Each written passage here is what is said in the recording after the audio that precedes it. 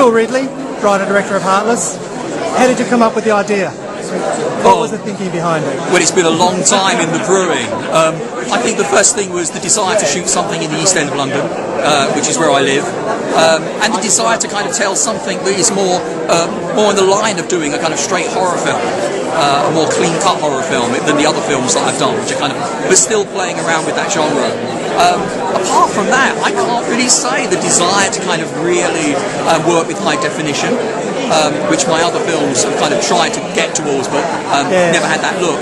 It looked beautiful. It looked stunning. Thank you very much. Yeah, and we worked very hard on the look. I mean, it was kind of a long sequence of watercolours and oil paintings and drawings that I did to create that look, and I went out with my camera and did some kind of prep work for it. So the way a film looks is very important to me. But if anyone has seen my previous two films, Reflecting Skin and Darkly Noon, you know, cinema is a visual medium. Yes. Images and sound. You know, tell your story with images and sound. Yeah, speaking of sound, why the decision to use completely original songs throughout? And they were stunning songs. Well, I just like to invent hard work for myself, I think.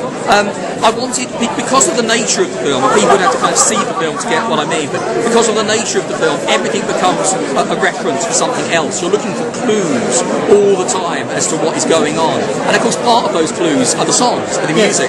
So it seemed to me only logical that if that was the case, then I had to write them so that everything, even in the songs, could feed in to the story of the film. So when you watch the film, even a song that you pass by very casually has something in it that is informing you about the journey that Jamie is on. Yeah, speaking of Jamie, brilliant casting. Jim just... Perfect casting, incredible. He drove the film so beautifully. Incredible. I mean, we worked, you know, every single day. I was with Jim 24 hours a day, all the time, you know, and we didn't have one crossword, one kind of disagreement through the whole. We just saw the film in exactly the same way, right from the outset.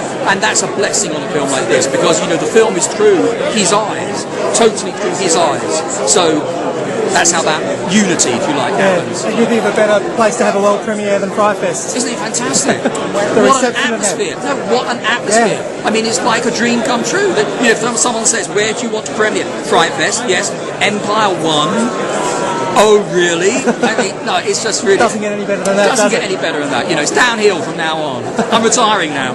Best of luck with the film. Thank you very much.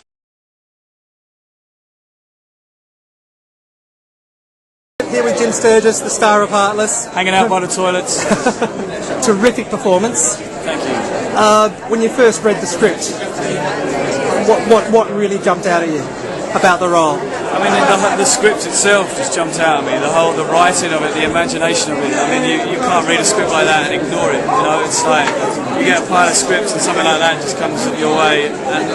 And it was the minute, you know, I connected with the whole kind of the violence, you know, with these demonic sort of creatures, you know, the demonized sort of youth. And I just thought it was very, very cleverly sort of put together, very imaginative.